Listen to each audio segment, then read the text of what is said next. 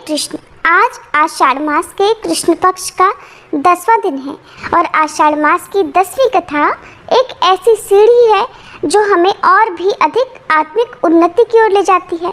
ये मास सिर्फ सुनने का नहीं, अपने भीतर परिवर्तन लाने का भी है। आज की कथा आरंभ करने से पहले हम सभी प्रार्थना करते हैं, हे श्री कृष्ण, हमें ऐसा विवेक दीजिए कि हम मोह और माया से ऊपर उठकर सच्चे प्रेम और सेवा के मार्ग पर चल सके। आपका नाम ही हमारे लिए सबसे बड़ा संबल है। अब सुनिए आज की कथा। श्री ब्रह्मा जी कहते हैं, इसके बाद सुपर्णा संगम तथा ताद्रवा संगम नामक तीर्थ हैं, जहाँ भगवान महेश्वर गंगा के तट पर स्थित हैं। वहीं अग्निकुंड, रुद्रकुंड, विष्णुकुंड, सूर्यकुंड, सोमकुंड, ब्रह्मकुंड, कुमार कुंड तथा वरुण कुंड भी है। उस स्थान पर अप्सरा नाम की नदी गौतमी गंगा में मिली है। उस तीर्थ के स्मरण मात्र से ही मनुष्य धन्य हो जाता है। उससे आगे पुरुरवस नामक तीर्थ है, उसके दर्शन की तो बात ही क्या है। स्मरण मात्र से ही पापों का नाश हो जाता है। एक समय राजा पुरुरवा ब्रह्मा जी की सभा में गए। वहाँ देव नदी सरस्वती ब्रह्मा जी के पास बैठकर हंस रही थी। उस रूपवती देवी को देखकर राजा ने उर्वशी से पूछा, ब्रह्मा जी के पास ये रूपवती साध्वी स्त्री कौन है? ये तो सबसे सुंदरी युवती है और अपने सौंदर्य के प्रकाश से इस सभा को उद्दीप्त कर रही है। तब उर्वशी ने कहा, ये कल्याणमयी ब्रह्म कुमारी देव नदी सरस्वती है। ये प्रतिदिन आती जाती रहती है। ये सुनकर राजा को बड़ा विस्मय हुआ। उन्होंने उर्वशी से कहा, इसको मेरे पास बुला लाओ। उर्वशी ने जाकर राजा का संदेश सुना दिया। सरस्वती ने स्वीकार कर लिया और अपनी प्रतिज्ञा के अनुसार वह पुरुरवा के पास आई। राजा ने सरस्वती नदी के तट पर उसके साथ अनेक वर्षों तक विहार किया। ये देख मैंने सरस्वती को शाप दे दिया। मेरे शाप के कारण वह मृत्युलोक में कहीं लुप्त हो गई है और कहीं दिखाई भी देती है। जहाँ सरस्वती नदी गंगा में मिली है, वहां पहुंचकर राजा पुरुरवा ने तपस्या की और महादेव जी की आराधना करके गंगा जी के प्रसाद से संपूर्ण अभीष्ट को प्राप्त कर लिया। तब से उस स्थान का नाम पुरुरव तीर्थ, सरस्वती संगम और ब्रह्म तीर्थ पड़ गया। वहाँ सिद्धेश्वर नाम से प्रसिद्ध महादेव जी रहते हैं और वह तीर्थ सभी कामनाओं को पूर्ण करने वाला है। उसके सिवा सावित्री, गायत्री, श्रद्धा, मेधा और सरस्वती ये 5 पुण्य तीर्थ हैं। वहाँ स्नान और जलपान करने से मनुष्य सभी पापों से मुक्त हो जाता है। ये 5 मेरी कन्याएं हैं जो नदी रूप में परिणत हो गई हैं। जहाँ वे भगवती गंगा से मिली है, वहीं 5 तीर्थ हैं। ये 5 नदियाँ और सरस्वती पवित्र तीर्थ हैं। मनुष्य उनमें स्नान, दान आदि जो कुछ भी करता है, वह सब अभिलषित वस्तुओं को देने वाला तथा निष्कर्म से बढ़कर मोक्ष का साधक माना गया है। शमी तीर्थ के नाम से जिसकी प्रसिद्धि है, वह भी सभी पापों को शांत करने वाला है। नारद, अब उस तीर्थ की कथा सुनाता हूँ, सावधान होकर सुनो। पूर्व काल में प्रेरत नाम से प्रसिद्ध क्षत्रिय राजा हुए हैं। उन्होंने गोदावरी के दक्षिण तट पर अश्वमेध यज्ञ की दीक्षा ली। उस यज्ञ के पुरोहित हुए वशिष्ठ जी। एक दिन की बात है, उस यज्ञ में हिरण्यक नाम का एक दानव आ गया। महर्षि वशिष्ठ ने अपने ब्रह्मदंड से सभी दैत्यों को मार भगाया। फिर पुनः यज्ञ आरंभ हुआ। दैत्य अपनी सेना के साथ भाग खड़ा हुआ। वहां निम्नांकित तीर्थों ने अश्वमेध यज्ञ के फल दिए। शमी तीर्थ, विष्णु तीर्थ, अर्क तीर्थ, शिव तीर्थ, सोम तीर्थ और वशिष्ठ तीर्थ। यज्ञ समाप्त होने पर देवताओं और ऋषियों ने वशिष्ठ और प्रेव्रत से कहा, इन तीर्थों ने अश्वमेध यज्ञ का फल दिया है, अतः इनमें स्नान दान करने से मनुष्य अश्वमेध यज्ञ का पुण्य फल प्राप्त कर सकेगा, इसमें तनिक भी संदेह नहीं है। मुने, गौतमी में एक स्थान पर अनेक नद नदियां मिली हैं। उन सब के नाम पृथक पृथक तीर्थ हैं। उन तीर्थों के नाम ये हैं, सोम तीर्थ, गंधर्व तीर्थ, देव तीर्थ, पूर्णा तीर्थ, शाल तीर्थ, श्री पर्णा संगम, स्वागता संगम, कुसुमा संगम, पुष्टि संगम, कर्णिका संगम, वैणवी संगम, कृष्णा संगम, वासवी संगम, शिव शर्मा, शिखी, कुसुम्भिका, उपराध्या, शांतिजा, देवजा, अज, वृद्ध, सुर और भद्र आदि ये तथा और भी बहुत से नद नदीगण गौतमी में मिले हैं। पृथ्वी पर जितने तीर्थ हैं वे सभी देवगिरी पर गए थे। फिर वे ही क्रमशः गंगा में आ मिले। कोई नदी रूप में था और कोई नद रूप में। किसी का रूप सरोवर के आकार में था और किसी का स्तोत्र के आकार में। वे ही सब तीर्थ पृथक पृथक विख्यात हुए। उन सब में किया हुआ स्नान, जप, होम, पितृतर्पण आदि कर्म समस्त कामनाओं की पूर्ति करने वाला और मुक्तिदायक माना गया है। जो इनके नामों का पाठ अथवा स्मरण करता है वह सब पापों से मुक्त होकर भगवान विष्णु के धाम में जाता है। वृद्धा संगम नामक एक प्रसिद्ध तीर्थ है जहाँ वृद्धेश्वर नामक शिव का निवास है। उस तीर्थ की कथा सभी पापों का नाश करने वाली है। अब उस तीर्थ की कथा भी सुनो। पूर्व काल में एक महातपस्वी मुनि थे। उनका नाम था वृद्ध गौतम। वे जब बालक थे तब किसी तरह पिता ने उनका यज्ञोपवीत मात्र कर दिया। इसके बाद वे बाहर भ्रमण करने को चले गए। उन्हें केवल गायत्री मंत्र याद था। वे वेदों का अध्ययन और शास्त्रों का अभ्यास नहीं कर सके, केवल गायत्री का ही जप और अग्निहोत्र नियम पूर्वक कर लिया करते थे। इतने से ही उनका ब्राह्मणत्व सुरक्षित था। विधि पूर्वक अग्नि की उपासना और गायत्री जप करने से उनकी आयु बहुत बढ़ गई थी और यों भी उनकी अवस्था अधिक हो चुकी थी, किंतु विवाह नहीं हो सका था। कोई उन्हें कन्या देने वाला मिला ही नहीं। गौतम भिन्न भिन्न तीर्थों, वनों और पवित्र आश्रमों में भ्रमण करते रहे। घूमते घूमते शीतगिरी पर चले गए और वहीं रहने लगे। वहां उन्होंने एक रमणीय गुफा देखी जो लताओं और वृक्षों से घिरी हुई थी। उसमें एक अत्यंत दुर्बल वृद्धा तपस्विनी रहती थी। उसके सभी अंग शिथिल हो गए थे। वह वीतरागा ब्रह्मचारिणी थी और एकांत में रहा करती थी। उसे देख मुनि श्रेष्ठ गौतम नमस्कार करने के लिए खड़े हो गए। तब वृद्धा ने कहा, आप मेरे गुरु होंगे, अतः मुझे प्रणाम मत कीजिए।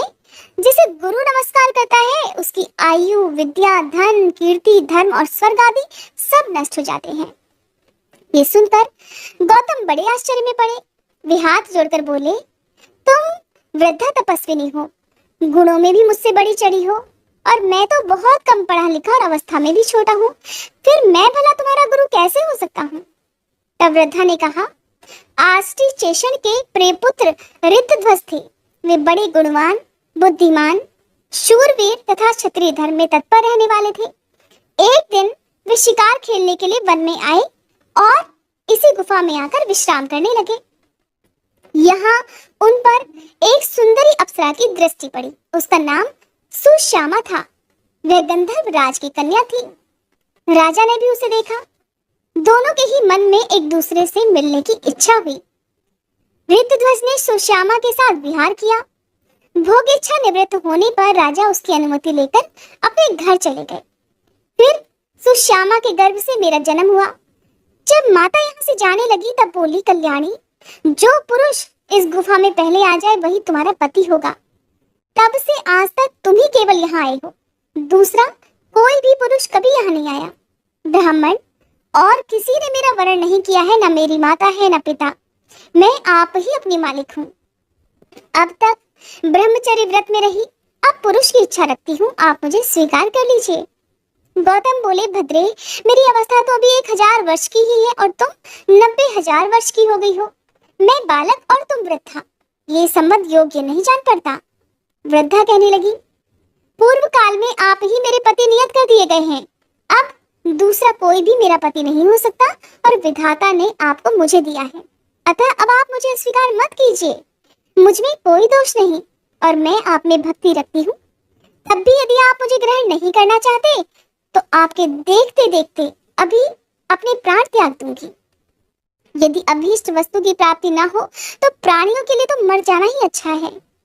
प्रेमी जन के परित्याग से जो पातक लगता है उसका कोई अंत नहीं। वृद्धा की बात सुनकर गौतम कहने लगे, मुझ में न तपस्या है न विद्या। मैं कुरूप और निर्धन हूँ, अतः तुम्हारे लिए योग्य वर भी नहीं हो सकता। पहले सुंदर रूप और उत्तम विद्या की प्राप्ति करके मुझे फिर तुम्हारी बात माननी चाहिए। वृद्धा ने कहा, ब्राह्मण, मैंने अपनी तपस्या से सरस्वती देवी को संतुष्ट किया है, साथ ही रूप देने वाले अग्नि भी मुझ पर प्रसन्न है, अतः वागीश्वरी देवी आपको विद्या देंगी और रूपवान अग्निदेव रूप प्रदान कर देंगे। ऐसा कहकर वृद्धा ने सरस्वती और अग्नि की प्रार्थना करके गौतम को विद्वान और स्वरूपवान बना दिया। तब उन्होंने बड़ी प्रसन्नता के साथ वृद्धा को अपनी पत्नी बनाया और कितने ही वर्षों तक उसके साथ विहार किया। एक दिन वशिष्ठ और वामदेव आदि महर्षि पुण्य तीर्थों में भ्रमण करते हुए उस गुफा में आए। गौतम और उनकी पत्नी ने वहां आए हुए ऋषि मुनियों का विधिवत स्वागत सत्कार किया। उनमें से कुछ लोगों ने गौतम का उपहास करते हुए पूछा, बूढ़ी माँ ये तो बताओ, ये गौतम तुम्हारे पुत्र लगते हैं या पोते? कल्याणी सच सच बताना। वृद्ध पुरुष के लिए युवती स्त्री विष के समान है और वृद्धा स्त्री के लिए युवा पुरुष अमृत के समान। प्रिय और अप्रिय का संयोग हमने दीर्घ काल के पश्चात अगर कहीं देखा तो बस यही देखा है। गौतम और उनकी पत्नी दोनों ही इस परिहास को सुनकर मौन रह गए। आतिथ्य ग्रहण करके सभी महर्षि चले गए। अब उनके जाने के बाद उनकी बातों को याद करके ये दोनों दंपति बड़े दुखी हुए। एक दिन स्त्री सहित गौतम ने मुनिवर अगस्त्य जी से पूछा, महर्षि कौन सा देश ये तीर्थ ऐसा है जहाँ जाने से कल्याण की प्राप्ति हो सकती है? तब मुनिवर अगस्त्य ने कहा, हे ब्राह्मण, मैंने मुनियों के मुख से सुना है गोदावरी नदी में स्नान करने से सभी कामनाएं पूर्ण हो जाती हैं। अगस्त्य मुनि की ये बात सुनकर गौतम उस वृद्धा के साथ गौतमी तट पर गए और कठोर तपस्या करने लगे। उन्होंने भगवान शंकर और विष्णु का स्तवन किया तथा पत्नी के लिए गंगा जी को भी संतुष्ट किया। गौतम ऋषि बोले, हे शिव, जिनका हृदय व्यथित है ऐसे पुरुषों के लिए संसार में पार्वती सहित आप ही शरण हैं। ठीक वैसे ही जिस प्रकार मरुभूमि के पथिकों के लिए वृक्ष ही आश्रय होता है, भगवान श्री कृष्ण आप ही छोटे बड़े सब भूतों के पापों का सर्वथा निवारण करने वाले हैं। जैसे सूखती हुई खेती को मेघ ही सींचकर हरा भरा करता है। सुधामयी तरंगों से सुशोभित है गौतमी, तुम वैकुंठ रूपी दुर्ग में पहुंचने के लिए सीढ़ी हो। हम अधोगति में पड़कर संतप्त हो रहे हैं। माते, तुम हमारे लिए शरण हो जाओ। सबको शरण देने वाली गौतमी गंगा गौतम के स्तोत्र से प्रसन्न होकर बोली, ब्राह्मण, तुम मंत्र पढ़ते हुए मेरे जल से अपनी पत्नी का अभिषेक करो। इससे यह रूपवती हो जाएगी। इसके सभी अंग मनोहर होंगे, नेत्रों में भी सुंदरता आ जाएगी तथा ये सभी प्रकार के शुभ लक्षणों से शोभा पाने लगेगी।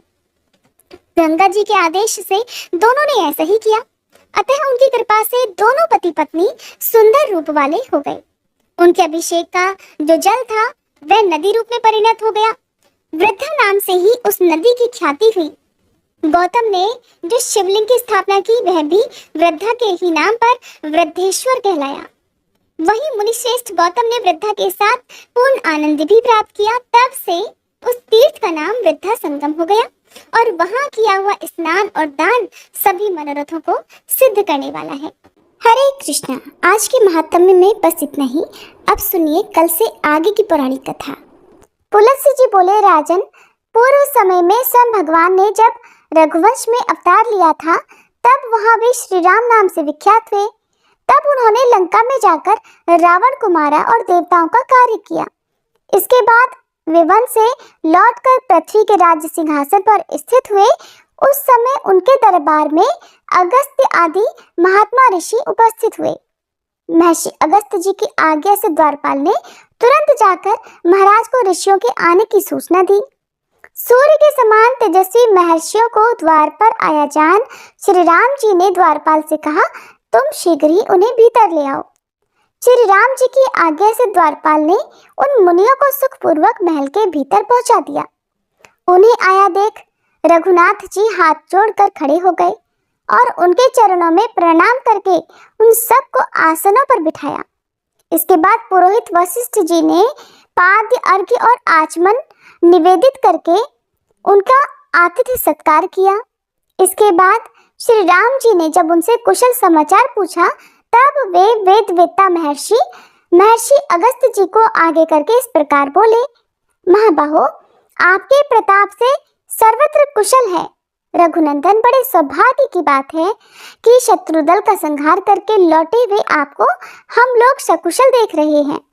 कुलघाती, पापी और दुरात्मा रावण ने आपकी पत्नी को हर लिया था वह उन्हीं के तेज से मारा गया। आपने उसे युद्ध में मार डाला। रघुसिंह, आपने जैसा कर्म किया है वैसा कर्म करने वाला इस संसार में दूसरा कोई नहीं है। राजन, हम सब लोग यहाँ आपसे वार्तालाप करने के लिए आए हैं। इस समय आपका दर्शन करके हम पवित्र हो गए। आपके दर्शन से हम वास्तव में आज तपस्वी हुए हैं। आपने सबसे शत्रुता रखने वाले रावण का वध करके हमारे आंसू पोंछे हैं और सब लोगों को अभयदान दिया है। हमने आपका दर्शन और आपके साथ संभाषण कर लिया। अब हम लोग अपने अपने आश्रम को जाएंगे।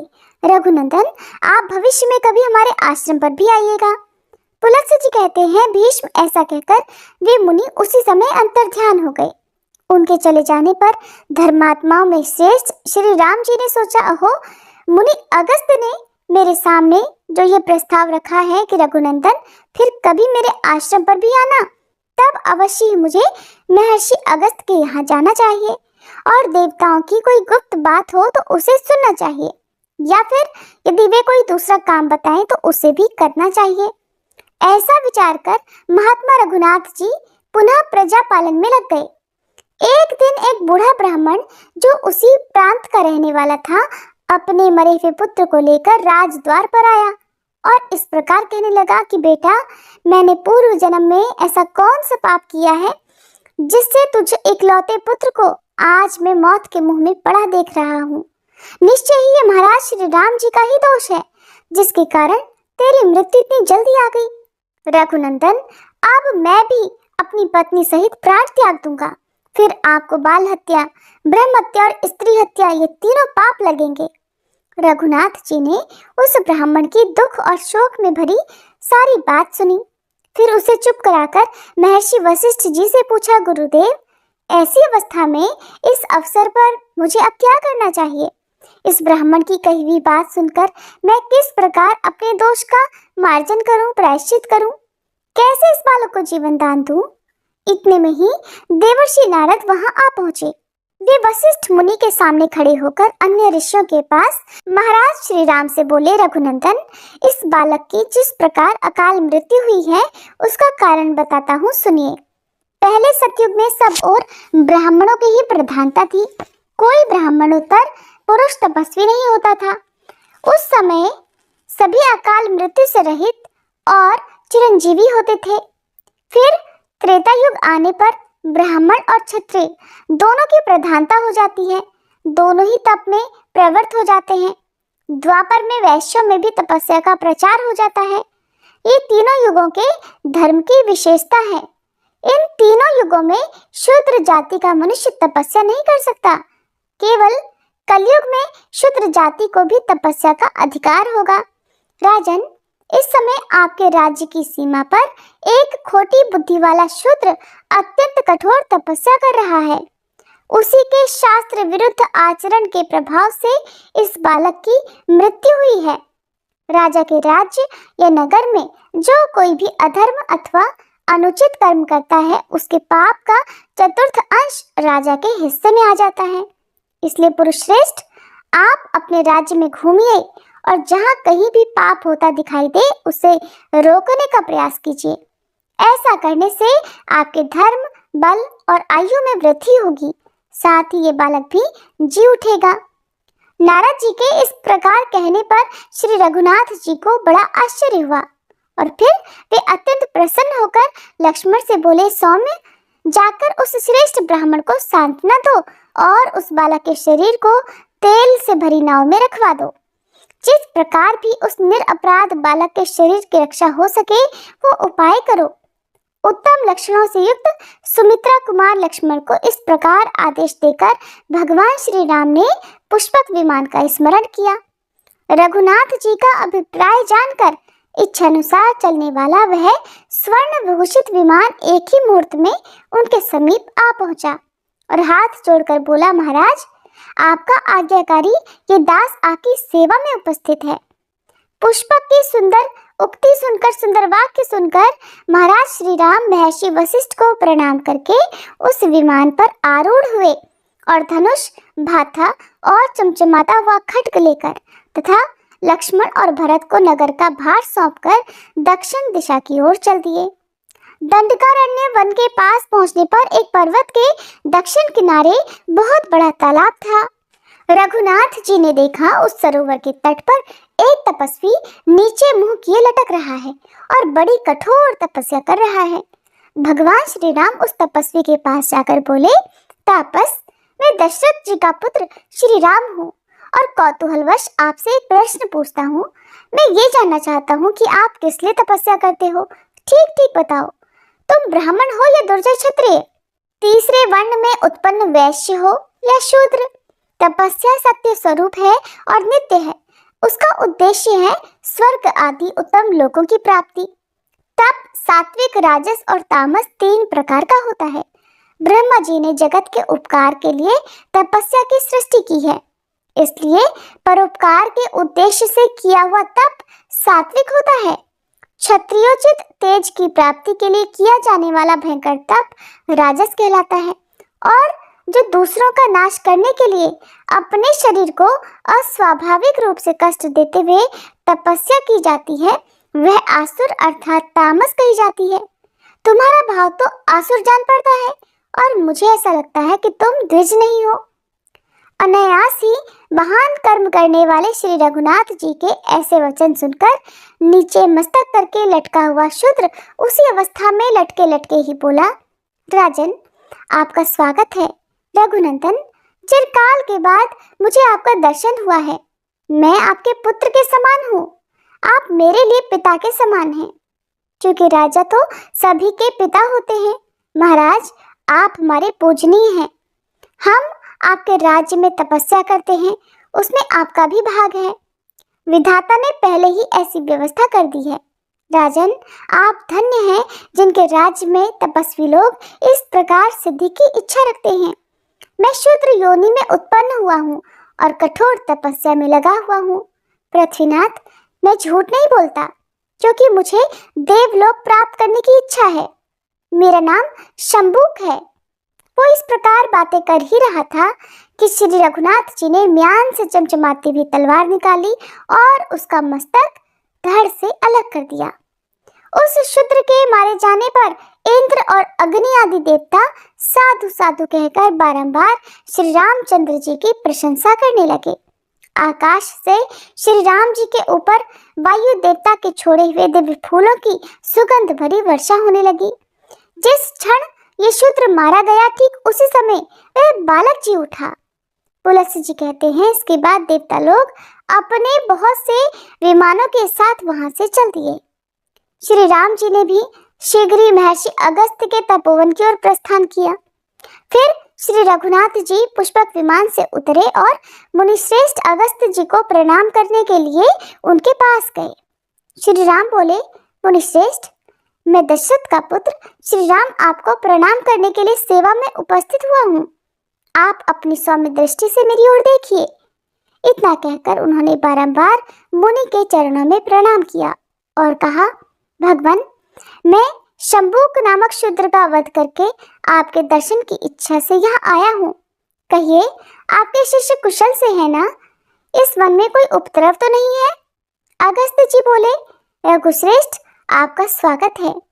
जगतवंद्य सनातन परमेश्वर, आपके दर्शन से आज मैं इन मुनियों सहित पवित्र हो गया। आपके लिए ये अर्घ्य प्रस्तुत है, इसे स्वीकार करें।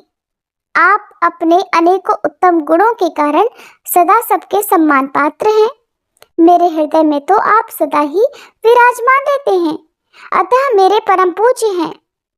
आपने अपने धर्म से ब्राह्मण के मरे हुए बालक को जिला दिया। भगवान, आज रात को आप यहाँ मेरे पास ही रहिए। महामते, कल सवेरे आप पुष्पक विमान से अयोध्या को लौट जाइएगा।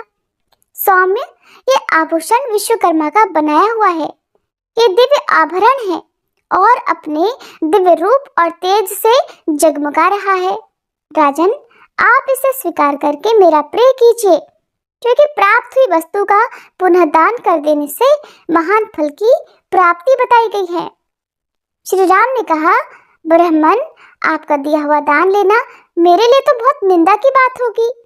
क्षत्रिय जानबूझकर ब्राह्मण का दिया हुआ दान कैसे ले सकता है? ये बात आप मुझे बताइए।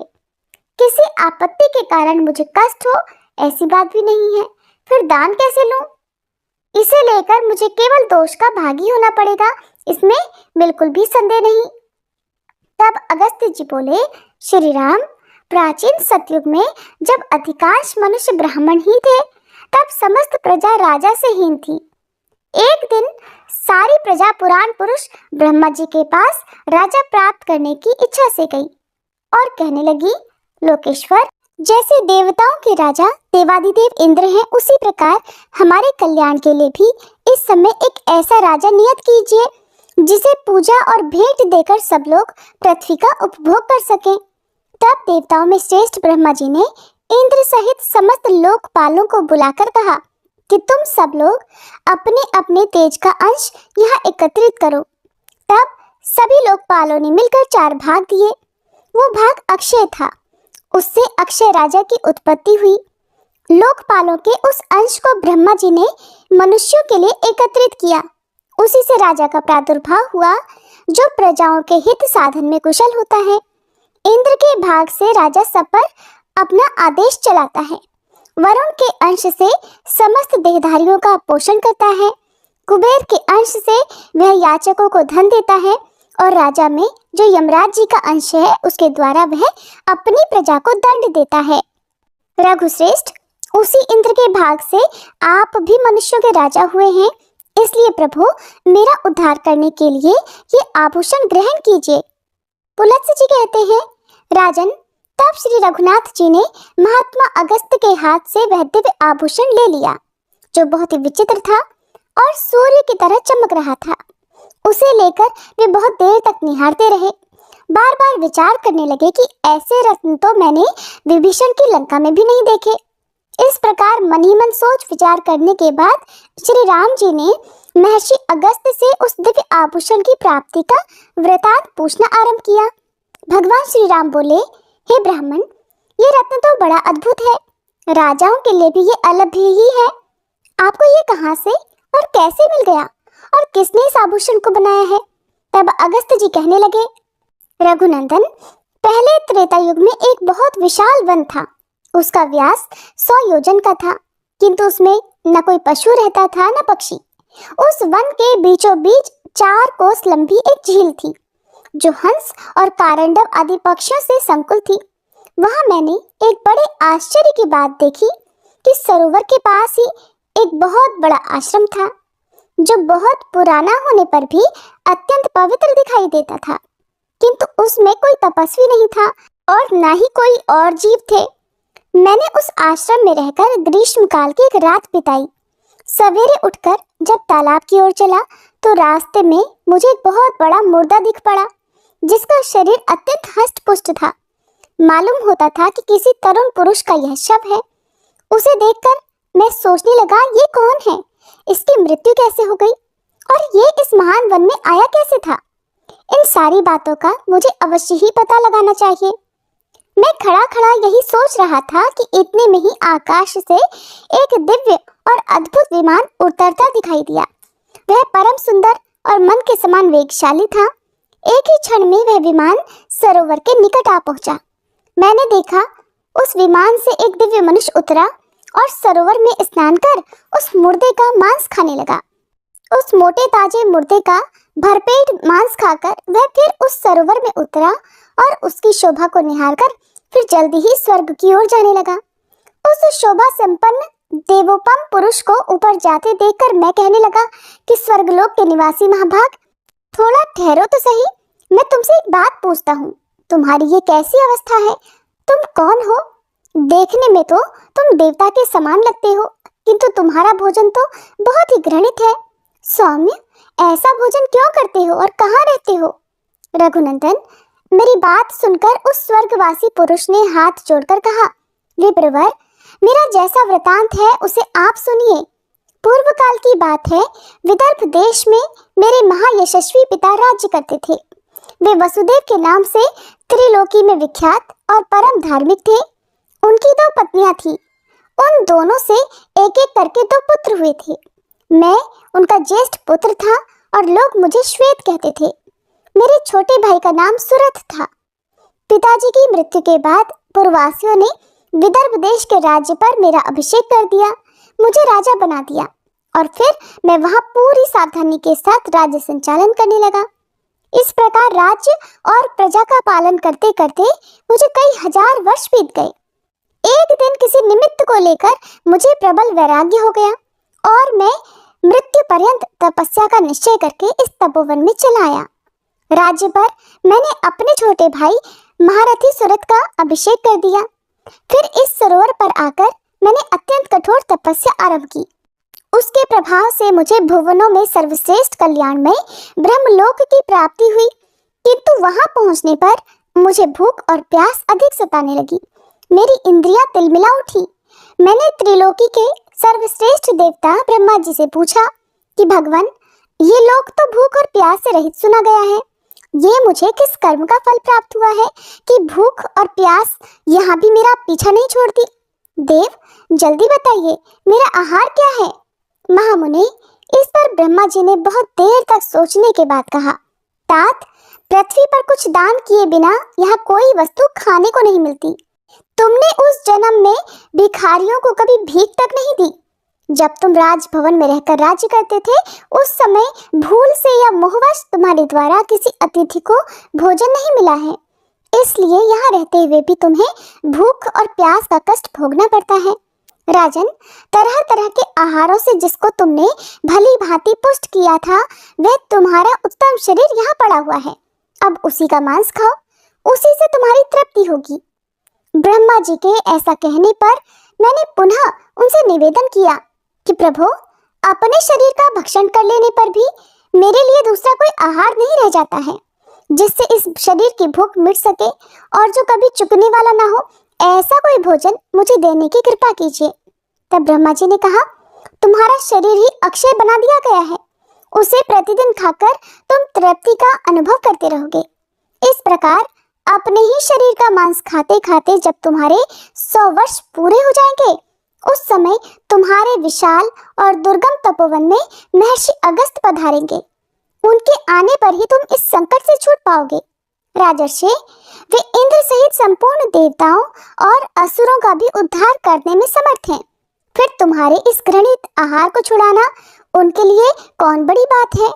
भगवान ब्रह्मा जी के ऐसे कथन सुनकर मैं अपने शरीर के मांस का घृणित भोजन करने लगा। विप्रवर, ये कभी नष्ट नहीं होता और इससे मेरी पूरी तरह तृप्ति भी हो जाती है, मेरा पेट भी भर जाता है। न जाने कब वे मुनि इस वन में आकर मुझे दर्शन देंगे। यही सोचते हुए मुझे 100 वर्ष पूरे हो गए हैं। ब्राह्मण, अब अगस्त मुनि ही मेरे सहायक होंगे, ये बिल्कुल निश्चित बात है। राजा श्वेत का ये कथन सुनकर और उनके उस घृणित आहार पर नजर डालकर मैंने कहा, अच्छा, तो तुम्हारे सौभाग्य से मैं आ गया। अब निसंदेह तुम्हारा मैं उद्धार करूंगा। तब वे मुझे पहचानकर दंड की तरह मेरे सामने पृथ्वी पर पड़ गए। ये देखकर मैंने उन्हें उठा लिया और कहा, बताओ मैं तुम्हारा कौन सा उपकार करूं? राजा बोले, ब्राह्मण, इस घृणित भोजन से और जिस पाप के कारण ये मुझे प्राप्त हुआ है, उससे मेरा आज आप उद्धार कीजिए, जिससे मुझे अक्षय लोक की प्राप्ति हो सके। ब्रह्मर्षि, अपने उद्धार के लिए मैं यह दिव्य आभूषण आपको भेंट करता हूँ, इसे लेकर आप मुझ पर कृपा कीजिए। रघुनंदन, उस स्वर्गवासी राजा की ये दुख भरी बातें सुनकर उसके उद्धार की दृष्टि से ही वो दान मैंने स्वीकार किया, लोभवश स्वीकार नहीं किया था। उस आभूषण को लेकर जैसे ही मैंने अपने हाथ पर रखा, उसी समय उनका वह मुर्दा शरीर अदृश्य हो गया। फिर मेरी आज्ञा लेकर वे राजर्षि बड़ी प्रसन्नता के साथ विमान द्वारा ब्रह्मलोक को चले गए। इंद्र के समान तेजस्वी राजर्षि श्वेत ने ही मुझे ये सुंदर आभूषण दिया था और इसे देकर वे पाप से मुक्त हो गए। हरे कृष्णा। आज के अध्याय में बस इतना ही। इसके आगे की कथा आप सभी अगले अध्याय में जरूर सुनिएगा।